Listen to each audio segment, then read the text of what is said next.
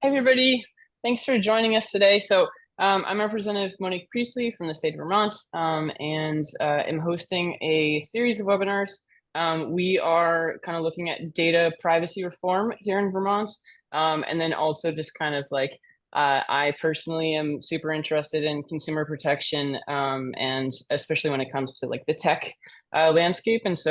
I definitely understand that this is an area that not every, like myself, I've learned a ton along the way, and want to just make sure that the broader public, businesses, and everyone involved has kind of a solid base to have discussions and talk with each other, even out and about in the world. Starting a series on this, and we're going to start with basic data privacy. What is it? What does it mean? What are some of the highlights? And then I'll be doing further series on specific to helping businesses understand what it means for them.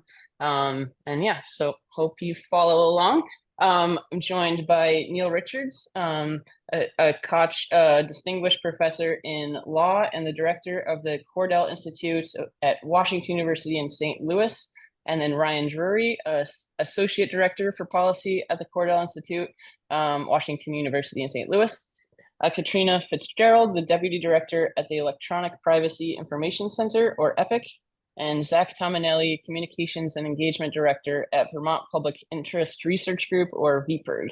And I'm going to let Zach take it over. Thanks, everyone. Thank you, Rep. Priestley, for having us and convening this important discussion. By way of just a little further introduction, my name is Zach Tomanelli, and I am a consumer protection advocate with VPIRG. VPIRG, for those who aren't familiar, we're the state's largest grassroots environmental and consumer protection advocacy organization. We've been doing this for over 50 years, and Vermont has been a great state when it comes to consumer protection, frequently leading the way on so many things. Vermont was the first state to enact a fair credit reporting law that gave consumers access to one free credit report per year. That was in 1992. We're one of only 13 states that have prohibited predatory payday lenders. We have one of the stronger data breach notification laws in the country. So we've, as Vermont's consistently been a leader of consumer protection in a great many ways.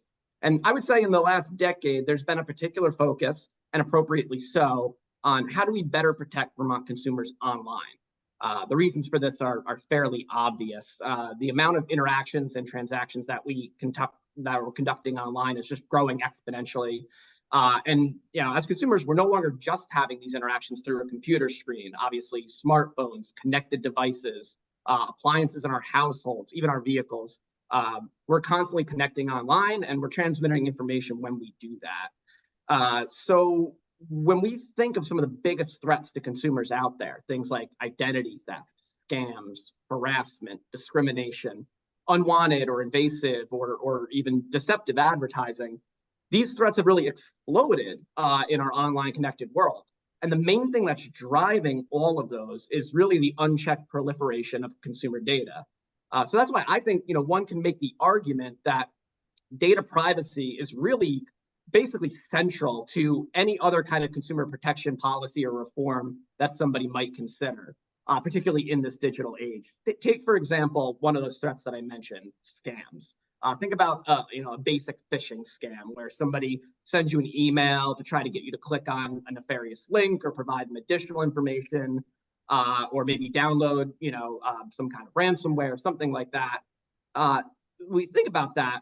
The more information that the scammer has about their potential target, the more likely that scam is to succeed. So if that scammer knows about your recent browsing history, your transaction history, if they know where you've recently been physically because of geolocation data, all of that information would help a scammer in crafting a more convincing and compelling scam. So, that's just one example of, what the threat that, sort of unchecked consumer data out in the world, poses to all of us as individuals.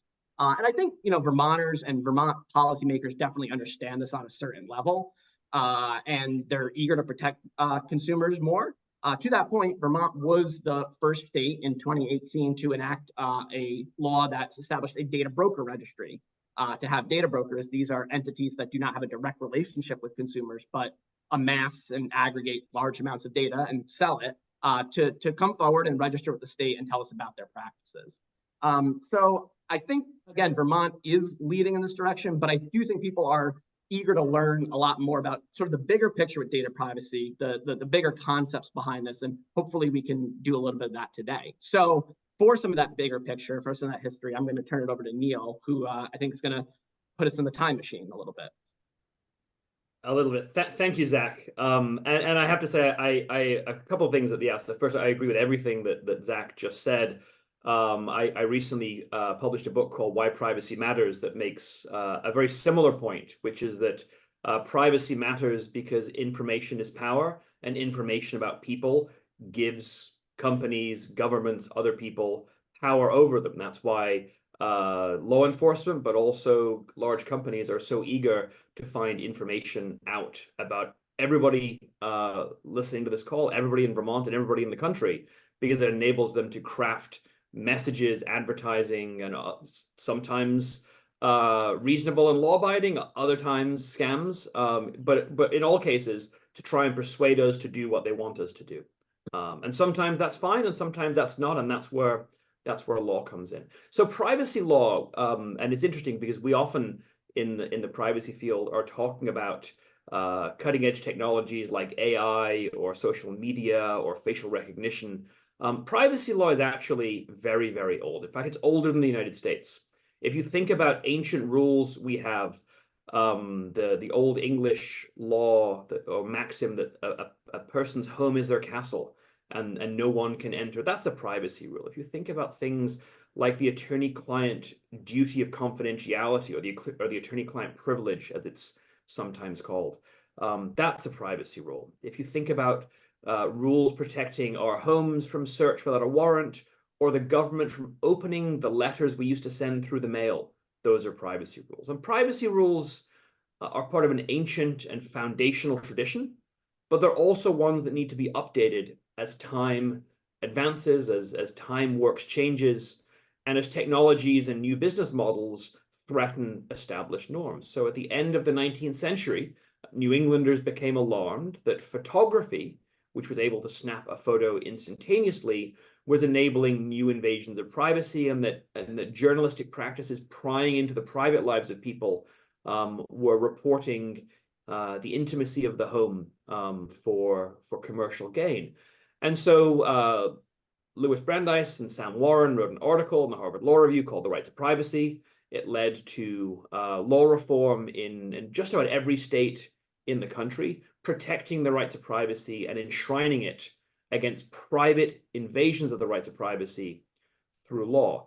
In the 1930s, there was a concern about consumer protection, consumer scams, and the Federal Trade Commission Act of 1914 was amended to protect unfair and deceptive trade practices. And laws like the federal law of Vermont, as Zach alluded to, has its own state unfair and deceptive practices law. These have been used to protect consumers across the board, certainly, but always and increasingly with respect to their privacy. And so when you hear about settlements with large companies for data breaches, or settlements with large companies for breaking the terms of their privacy practices, or for invasive geolocation or collection, or invasive health data collection, these are typically unfair and deceptive trade practices laws. Time moved on. Computers were invented. They were often in the 1960s the size of a room, but they were being used to collect and to tabulate and to analyze data about individuals. Who is this person going to vote for? Who are this person's associates? What can we persuade this person to buy? Is this person a good credit risk? There was a lot of privacy concern in the late 60s and early 70s. It led to cases like Griswold v. Connecticut, protecting a constitutional right to privacy, cases like Katz versus the United States, which is why the government has to get a warrant before it taps your phones. And a report that was issued by a committee of the commissioned by the US government that put forth basic fair information practices. Don't collect information in secret.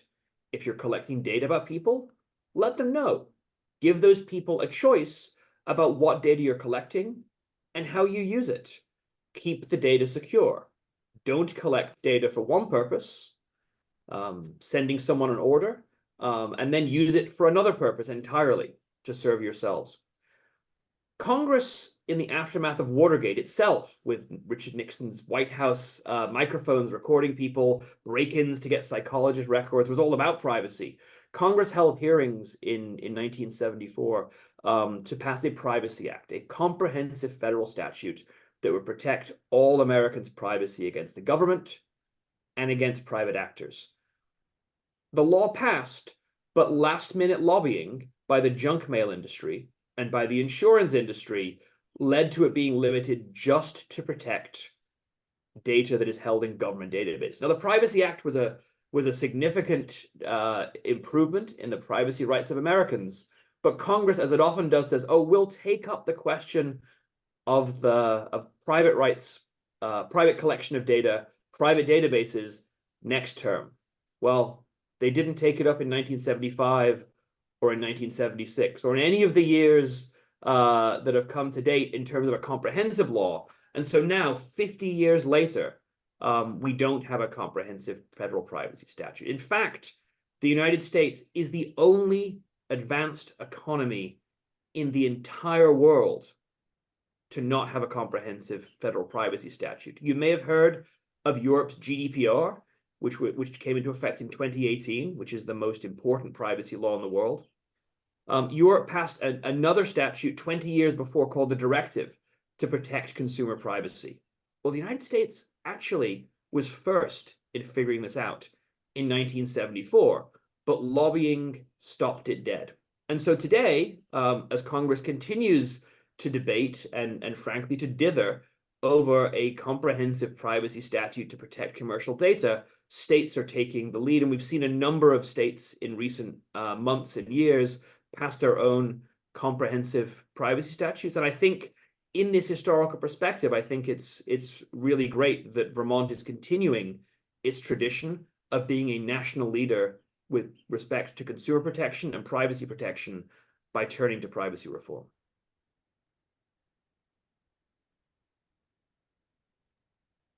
Awesome. Do we want to hand it over to Caitriona?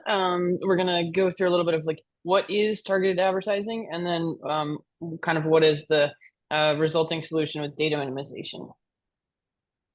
Great. Thank you, Rep. Priestley, for hosting and for your leadership on privacy. I said my name is Caitriona Fitzgerald. I'm Deputy Director at the Electronic Privacy Information Center, or EPIC. EPIC is an independent nonprofit. We were founded 30 years ago to secure the fundamental right to privacy. And we work with legislators across the country and in Congress to try to pass strong privacy laws. So I'm really glad to have the opportunity today to talk a little bit about what targeted advertising is, and then some of the possible solutions to remedying the harms that stem from it. Kind of simply put, targeted advertising is a form of advertising that's based on what marketers have predicted your interests are. We've all had the experience of being creeped out by an ad targeted at us, right? Many people assume that apps must be listening to us and our phones must be listening to us because the ads are so on point and creepy. But the reality is even creepier. They don't need to hear what we're saying or thinking, because that's how much data they're collecting about us. The websites we visit, where we're going, whose phones are near ours, and what those people are searching for. They're tracking so many data points about us that it really seems like they're listening to us. So this is kind of the first stage of the targeted advertising ecosystem, the collection of our personal data. So some examples of the data that these ad tech giants are tracking about us are every time you visit a website, whether it's for your favorite store or the newspaper, or even WebMD to look up a health condition, those sites have trackers built into them that send data about you to companies you've heard of, like Facebook and Google, and dozens of ad tech companies you've likely never heard of. This data can include identifiers about you, like your IP address or the device ID of your phone, or other IDs that ad tech companies use to identify you. It also includes what you click on, what you're reading, how long you stay on a page, or even where your focus shifts on the page. So that's happening every time you visit a website. But even as you traverse physical stores, retailers are now working with marketers to track what aisle you're in a store to target you with ads as you shop. And when we use a credit card, We're providing retailers with our name and other information that they can then use to track our purchase history. So much of this data collection happens so routinely and automatically that consumers have no knowledge of its scope. And once companies have this data, the next stage of targeted advertising is the linking of it through those identifiers they've collected, right? So advertising giants link all this data from all these different points about us to create profiles about us and group us into categories. Like some examples we found in marketing materials are people with anxiety disorders, people with need abuse support, or heavy purchasers of pregnancy test kits. This is all to target us with more ads. So, it's hypothetical. Let's say a consumer, Tom, goes to a news website, and the website has a third-party tracking cookie from a different and unrelated website he visited earlier in the day. That cookie identifies him. Data about which news article he's reading is then transferred to a data broker, and it's linked to other things he read that day. The third-party cookies embedded in the web page automatically collect his personal information, including his location data, time zone, his what type of phone he's using, his Wi-Fi network, what he clicks on, links all this information to him and his browser. That information is quickly transferred to data brokers, the names of which you've never heard of, or advertising networks, which then use this information to add it to Tom's already robust profile. These systems are just too complex and opaque for the vast majority of Americans to understand or control. But the question we often get is, what's the harm? Like, so what? I see ads. Well, a top Catholic Church official was forced to resign after a Catholic media site outed him using cell phone data to show that he was a regular user of the queer dating app Grindr and visited gay bars. The US military purchased location data collected from Muslim prayer apps in order to monitor Muslim communities. ICE purchases sensitive personal information from data brokers in order to surveil immigrants and carry out deportations. And victims of domestic violence and stalking live in fear that their abusers or stalkers will just purchase their location information for a nominal price. We saw this after the Dobbs decision came down. A media outlet was able to just purchase location information of everyone who had been near a Planned Parenthood. But this is about so much more than avoiding creepy ads. Commercial surveillance systems fuel algorithms that dictate the content we see, and it shapes really our entire information ecosystem. Say I'm in the market for new boots. I search for boots, I read reviews, I start seeing tons of ads for boots, right? That unbeknownst to me are based not only on what I search for, but the rich profile that ad tech companies have about me that includes my age, my level of affluence, my family status, and more. I start seeing ads for the same boots everywhere I go, because based on my profile, those are the boots that ad tech giants think I'll buy. But it gets worse. I mentioned to my friend Becca that I've been looking for new boots. Becca does a quick search on her phone. Up pops an ad for the same boots I've been seeing ads for. The data brokers analyzing the personal data collected from both my and Becca's browsing noticed that our phones were near each other and that we were linked on social media. This all happens in seconds. And the company marketing the product automatically targeted Becca as someone likely to influence me. So then Becca mentions the boot brand to me. I think she's recommending something based on her own knowledge, but really it's all based on this coercive targeting that has happened without our knowledge or control. This tracking and manipulation is so far beyond what consumers expect when they go online or they download apps. And it's particularly harmful when you think about its impact on kids and teens. They're still developing brains, or what this manipulation can mean when it comes to information that affects our democracy and our democratic institution. It can also fuel self-censorship in communities that have heightened concerns about surveillance, right? The example I mentioned earlier about the US military buying user data of a Muslim prayer app that might keep a Muslim individual from downloading that app. So that's why we see that privacy is really necessary for the healthy functioning of our democratic institutions and for justice and for equity. So what's the solution?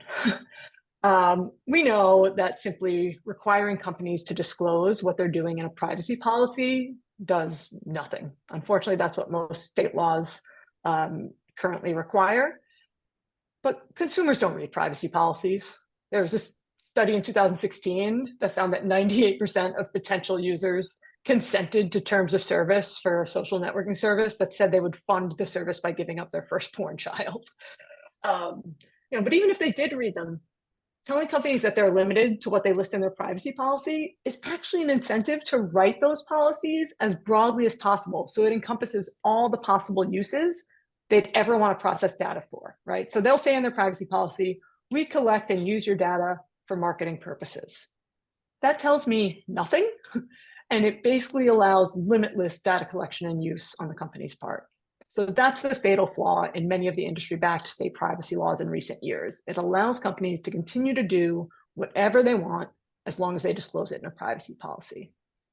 A better approach is that privacy legislation should actually set limits on the amount of data companies can collect about us and how they can use it.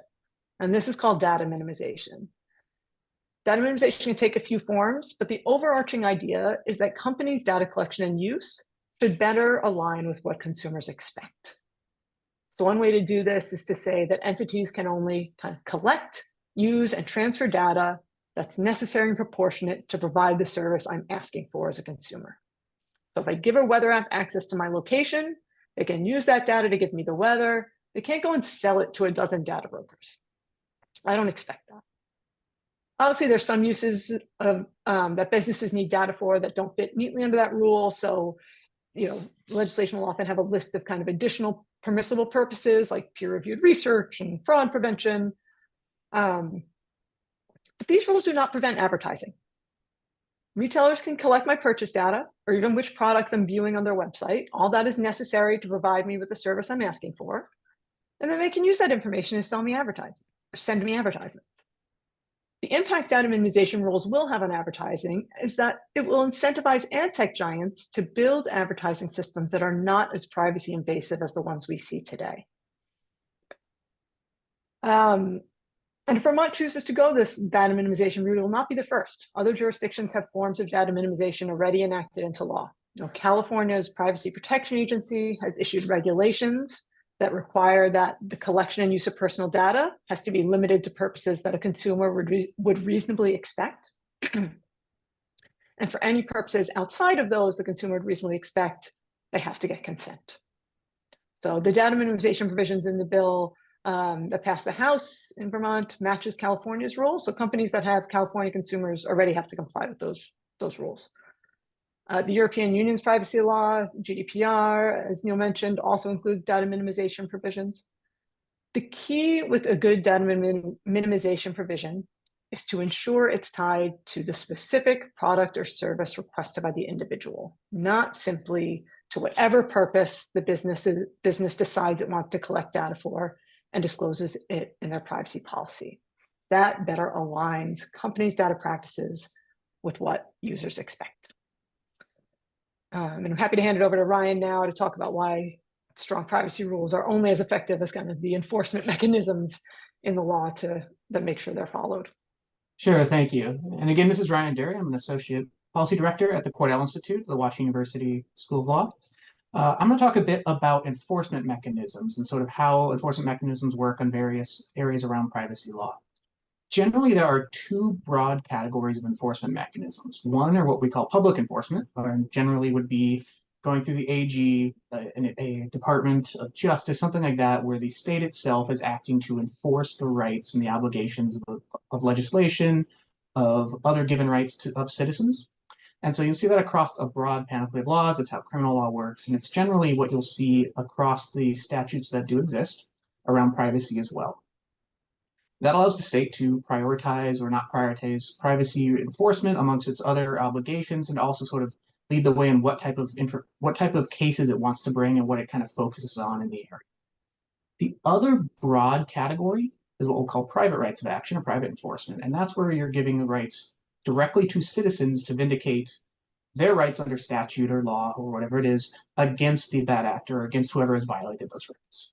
In that case, that would be an instance where if you yourself suffered a violation of a right you are allowed to then sue directly and to take that person to court, and you're given that right by statute so that you can then take action against the person who's violated your right.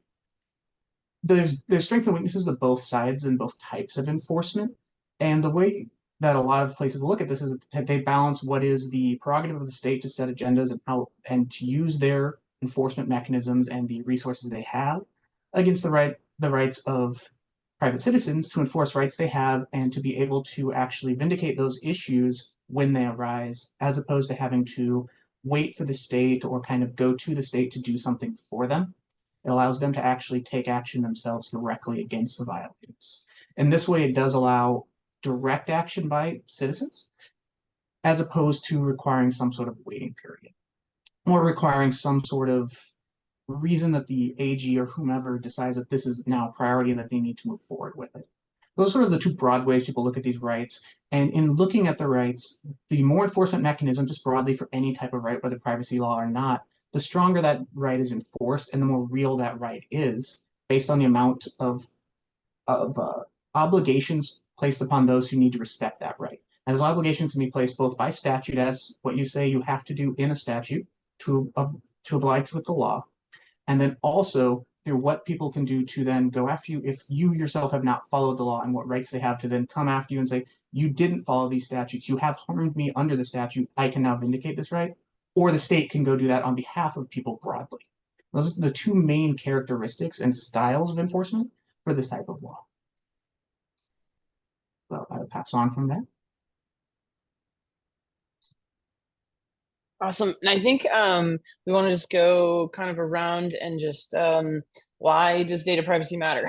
And for me, kind of working on this, I think just even starting to get into the basics of what data is being collected on people, all of the examples that Caitriona mentions, and then across this whole process of learning about this, all of the different ways that people can have adverse things happen to them in their life as a direct correlation to like the data being used on them. And most people are not aware generally of all of the information that they're giving companies and how many times per day and the hundreds and hundreds of times a day that their data points are being shared with other people and other businesses, and that businesses are profiting off that. And so I think for me, it's I want to have base protections for people in a way that everything they do like all day long, every day is being monetized without their permission and without their knowledge. And so, yeah, I think for me, it's a broader public campaign of let's be aware of what our economy is built on right now, and that's people's data. Turn it over to anybody else. We want to go. You wrote the book, Neil. Well, Zach, I thought we were going to go in order. Zach should go. We go in the same next. order. That's fine. Yeah. I guess for me, when I talk to people about data privacy, it seems like people generally fall into, I guess I would say, three buckets. There are people who are very concerned about data privacy and know a lot about what we are talking about today. And they go to great lengths themselves to maybe protect their personal information.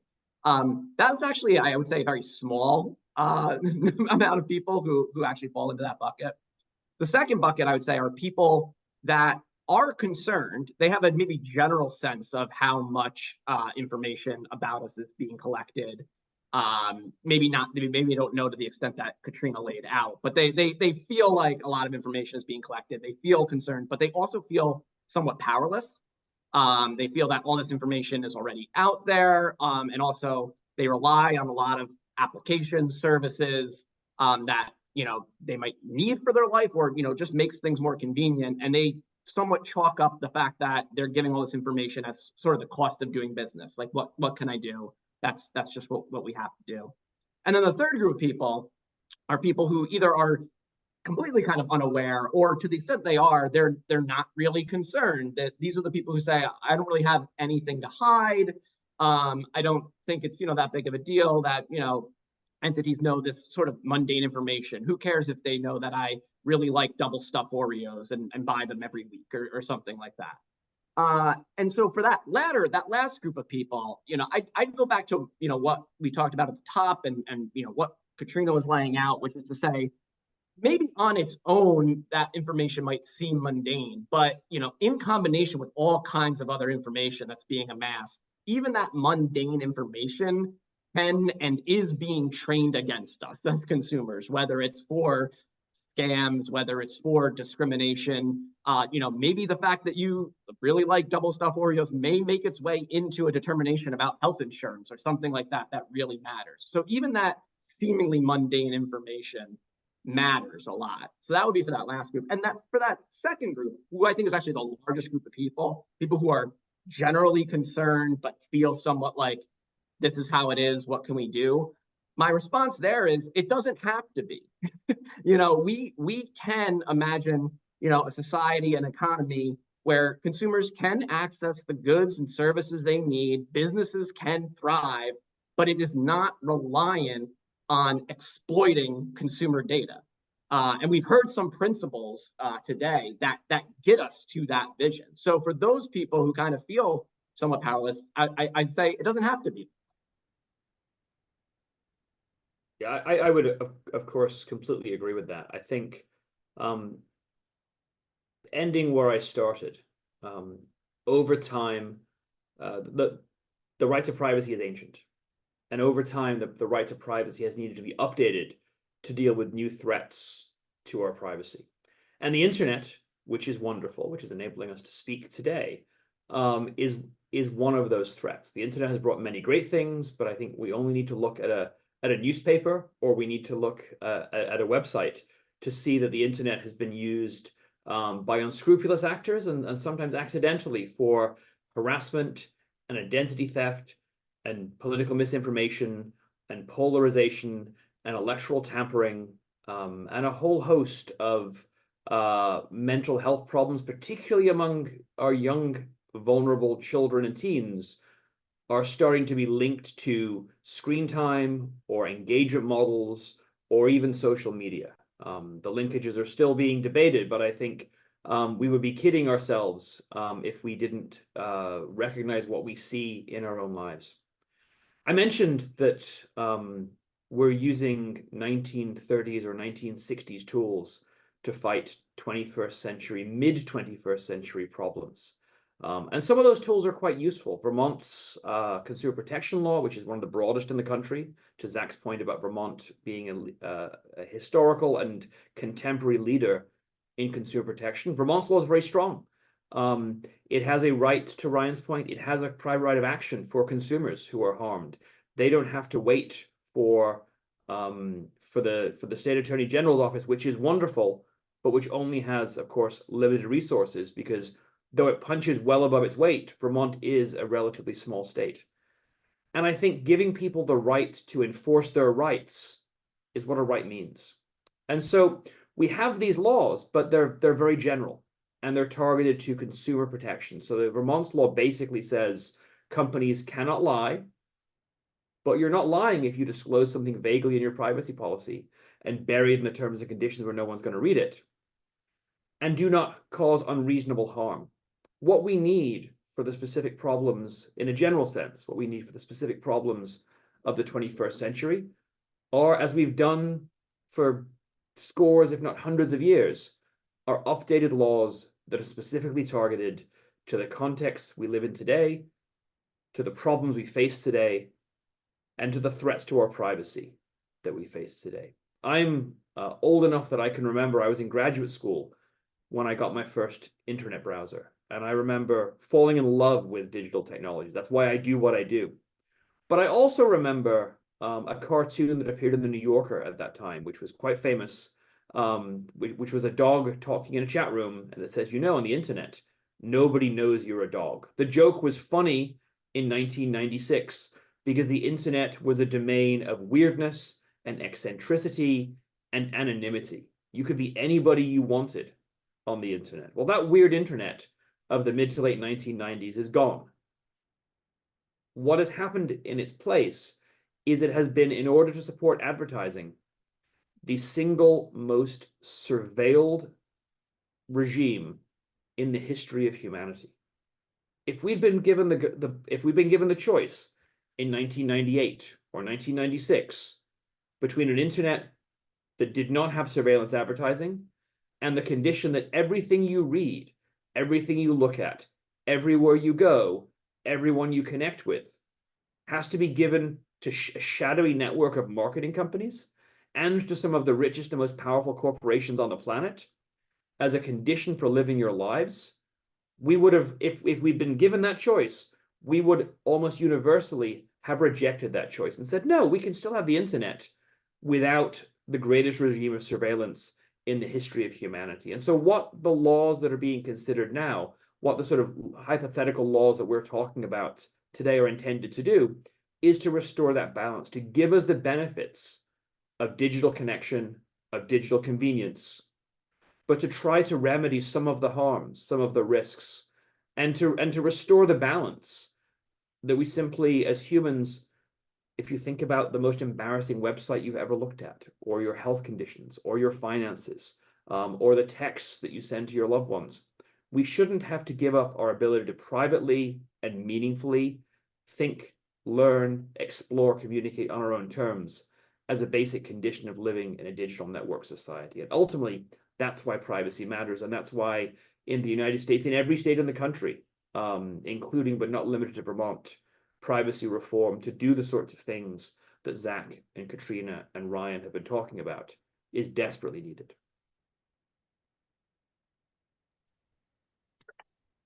Yeah, I mean, I absolutely agree with what both of them said. I think, for me as a privacy advocate at a high level, I believe privacy is a fundamental human right, and that's why I do this work.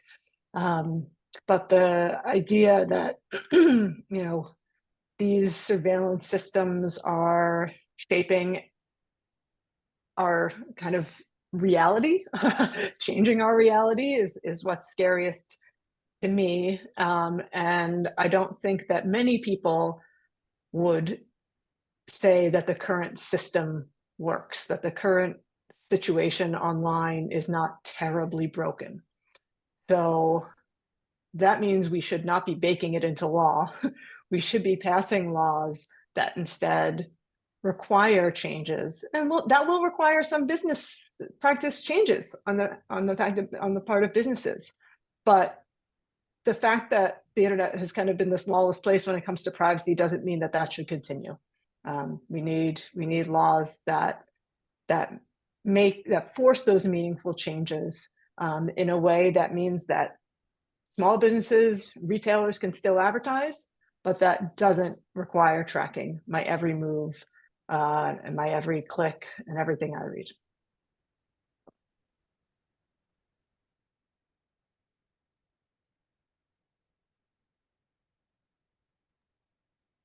You're up, Brian. I think you're on mute. Yeah, so apologies for that.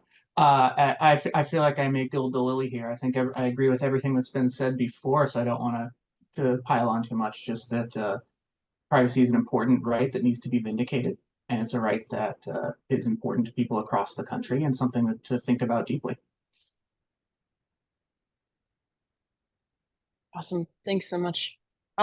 Thanks everybody. I think I know that there was a few questions. I think just an interest in time. We have a big 1 o'clock hearing. So I'm gonna actually close us here, but definitely I'm gonna put my email in the chat for everybody online, and please feel free to reach out if you have an interest in kind of a similar topic for a future webinar or people you'd like to hear from. And we'll definitely I'll follow up on providing those tools and any questions or connections that you need. I just want to thank everybody who came on, the experts on the webinar today. Thank you so much for helping us understand, and myself included, all of these, the data privacy ins and outs, and how important this is. So thanks, everyone. Thank you. Thank you.